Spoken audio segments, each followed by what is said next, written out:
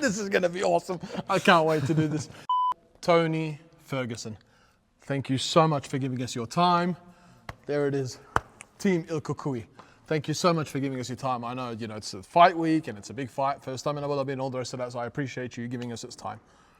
No problem. I'm not going to lie to you, man. I'm a little bit in awe actually standing here next to Ilkukui, man. We watched you win the Ultimate Fighter season 13 in 2011. How old were you? I'm older than you. Oh, you're older than 40? I'm way older than you. Yeah, man. I am way, way older than you. That's pretty cool, though. A lot of people, when they say that they watched me since they were, since Ultimate Fighter, it's surprising to see how many people have paid attention over the years. And then when I hear that it's now, I'm like, damn, that's like how many years ago? Right? 2011 to 2024, man. Long time, it's man. Insane. You go nuts. It's insane. And we watched you win the lightweight interim title back in 2017. So, I mean, your career, very few people in the history of the UFC have managed to achieve what you've achieved for as long as you've done it. You had one of the longest running winning streaks in the history of the lightweight division. But what a lot of people don't know is when you won the Ultimate Fighter, you won it at welterweight. Yeah, it was 14-2 with most knockouts. Yep. And making weight, and it was great. And then I don't know how, but somehow the idea got put in to go to 155 pounds.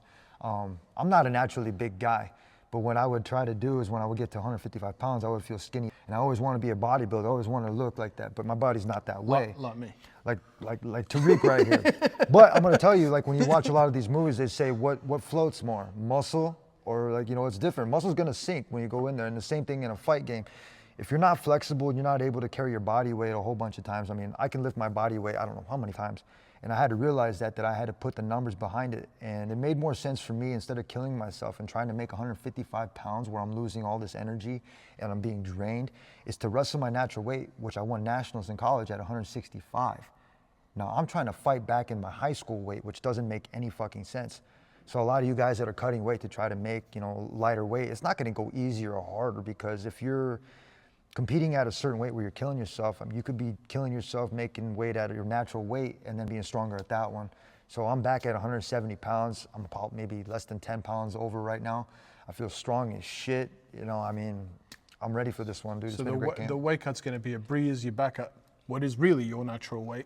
This is my natural weight. I walk around anywhere. I mean, when my clothes don't fit, I got seasonal clothes. So I have two types of seasonal clothes. I got 55, 70, and about 210. I got 3. So yeah, I bet. I'm gonna be real. I mean, everybody that has clothes like that, you understand, like in your kind of body, in your natural mental, is like, okay, I gotta do something different. Yeah. And then that's what ended up happening. I had these 2 surgeries, and as soon as I had an elbow surgery, they removed 3 bone plates that were like the size of quarters. Dang. And I did 1,000 push-ups, like day to day to day, like 100, all the way until like my arm didn't stop hurting. And that, I think, was like the one thing that helped get me back to where I was at. It was like a flick to the back of the balls. Kind of like, hey, you're not ready for it, but sometimes it's necessary in order for you to, a slap don't work. Yeah. When I got out of Goggins camp, I was mentally ready, but when you take a tree, think about this, you could take a plant and replant it anywhere and it'll be okay, but if you take a tree and you reroot a tree, sometimes it takes a second for those leaves to turn green again and to bear fruit. I went right into the Paddy fight and I was injured. I tore my ACL on my right knee, like literally a week after I got back, and it wasn't during Goggins camp. My legs were just super strong and no flexibility.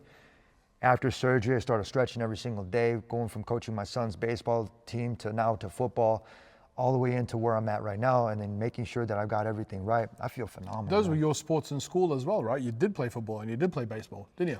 High levels. In football, we were 27-1. We went to state finals. We won state, and then my senior year, we ended up taking second. And then in high school, I was a 3-time All-State. I won state my senior year, 2-time All-American national champ, team nationals 2 times in a row. And then in baseball, we went all the way to state semis. I mean, it was always having that. Sports has always been, I've been playing sports for 35 years with no break. Yeah. Like, I don't watch this shit, I just play it. I just play it. Are you pushing your kids the same way? I would say I introduce it to them, and then if they want to do it, then let them choose. Yeah, so my oldest, he never got to see me play anything besides obviously fighting. So when I'm out there and I'm coaching, I demonstrate, and when I demonstrate obviously the hard work, it kind of reiterates into what they're doing. And I give them responsibilities instead of just kind of talking, oh, you do. No, dude, look at, you're an outside corner, nobody gets outside of you. Yeah.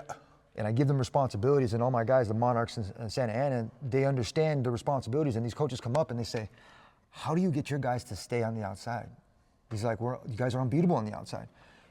When you have good coaching, you can understand, you can relate to it. And I've been blessed to be able to have, I'd say I've met, Brock Lesnar and a lot of these guys that have been to the pinnacle up there. Yeah. And we were just talking about having a baseball sign. If I had an asshole person that said, you kid, I'm not going to sign you shit, I would probably be different, but I haven't had that. And so that's being able to pay it forward to where these little youngsters, you don't know where they're going to make it or break it. They're going to make it because they're instilling that seed inside their head that nothing else is going to break them. And once they have that, it helps me carry over too. Like, okay, this is what we're doing. That's right. Unbelievable, man. And that multi-sport thing is it's rare for people to have it. So more often than not, people get into one thing and then that's it for the rest of their lives. When right? you say that, right? I always thought that everybody was doing what I was doing. No, I had to realize just so that you are aware. Nobody does what you do. Well, that's what I mean. And so that's, in anything. I'm going to be real. Half of the stuff that I put out there is bullshit, but when it's not bullshit and you actually get to hear me speak, it's not about being educated, it's about experiences. Yeah. And when you have the experiences, you can kind of point somebody in the right direction where not to go. Yeah, like, you do your own thing, you can do this, but look, I've been there, you don't want to go there, go this way. Why? Because I had the blessings to be able to meet good people to tell me, this is where you should go. You don't want to go that way, go right there. And me thinking that everybody played 3 sports, that had high level training and all this other shit, it wasn't like that. And I had to stop myself from always asking, what should I do? Rather than understand that I have the compass and I have the training to get me from point A to point B. Yeah, 100%. I couldn't agree more.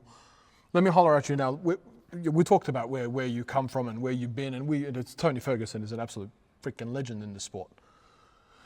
But let's be real. The last few fights haven't been exactly what you would have liked them to be. You said earlier, you haven't been sparring at all. And now it seems from everything we're hearing in the media that you've completely switched that up.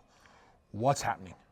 You guys don't understand. That's the thing. What's going on? When it goes into competition, when it really goes into competition and not hyping anything, something will hype itself. Yeah. I could go and I can embellish on my speaking and do on so on and so forth, but when somebody says, Tony, you look good, or you just look different, there's an aura about somebody. Absolutely. And it's like a limit break on a video game. Like, you don't have to press it all the time. It's there when you need it. And that's how I feel right now. I've been to the point where I wanted to go and fight Khabib. I told my wife, and even before then, I told her, I was like, you know what, and this was about probably like 2012, I said, we have 2 ways to go about doing this. We can be complete assholes and make a fool out of ourselves, and we could probably make more money. Yeah. Or we can do it this way, which I've been doing, which is super chill. But I said, what I'm gonna do is I'm not gonna show everybody exactly how I am. I'm gonna put this persona out there, and then you guys are gonna adopt it. And then when it's ready, I'm gonna flip it. When pandemic hit and Khabib left, I told my wife another thing. I told her the next chapter. I said, I'm gonna go and I'm gonna compete. And she's like, well, what do you mean? I was like, I'm gonna put myself out there. And I was like, maybe he'll take the bait. Win or lose, what I'm gonna do is I'm gonna put myself out there, and that way I'm gonna go and compete. I'm gonna keep athletic. Yeah. I'm gonna stay in the media. I'm gonna keep doing all this stuff so that way I don't lose that hunger for the sport. Absolutely. And when that hit, my team ended up breaking up, and then I tried to pull in people to kind of fit it in there. And when a band breaks up, like AC/DC or Van Halen, hard to get them back together. It's a different sound. Yeah. And when you don't have that same sound, sometimes it gets frustrating. What I started doing was when I went to Goggins, right?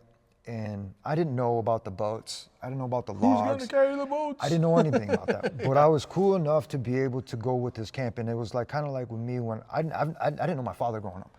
Yeah. And every single time that I was going from Michigan to California, what I would do is I would look in the phone book and I would look for him.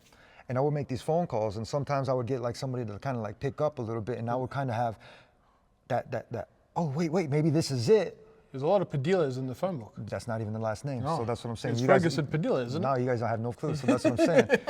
That's the biggest part, is what is put out there is not in the reality. Right. That is for me. Understood. And when it goes into like how I met, it was how I showed up for Goggins. Yeah. I didn't know what was gonna happen. I showed up, talked to my agents, and I was like, this is what I'm doing. Went over there, and half the time these other people, they try to barter with him. This is how many push-ups, how many are we gonna do? Or what exercises are gonna go next? Yeah. What's this? And he would say, get out of here. You don't belong here. This is not a negotiation with Goggins. I signed up before I made it into college, I signed up for the Marines, and the guy never showed up. The enlist guy never showed up. So he lost that opportunity. And when I moved from Michigan over to California, I signed up for the paratroopers.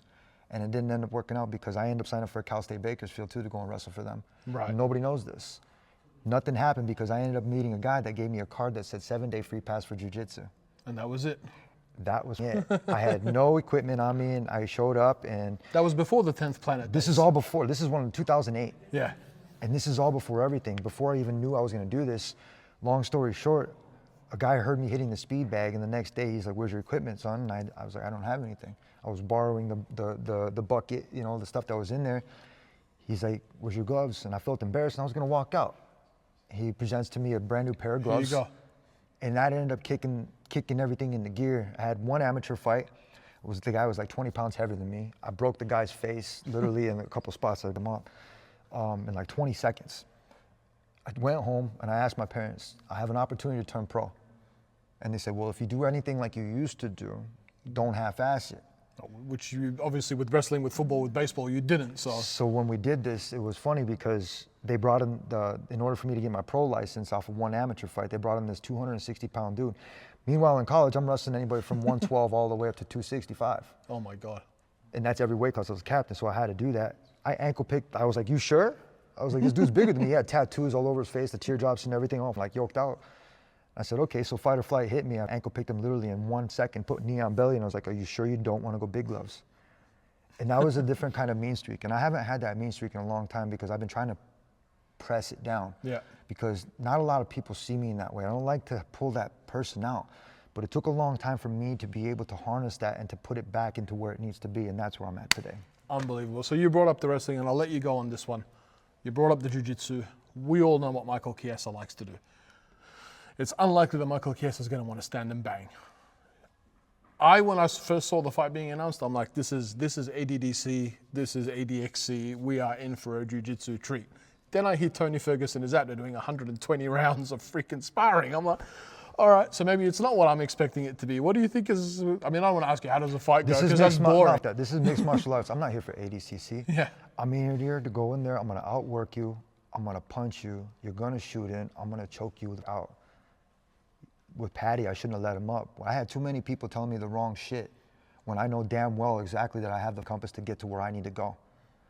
I have nothing against you, Michael Chiesa, but I'm going to bring the fight to you. I'm not going to give you any time to breathe, and I hope your conditioning is really good. I know you got a fancy new camp where you're getting your strength and conditioning, but I've been all the way around in this shit, and I'm a national champ from Grand Valley State University. So if you want to wrestle, I'm right here, baby. Unbelievable.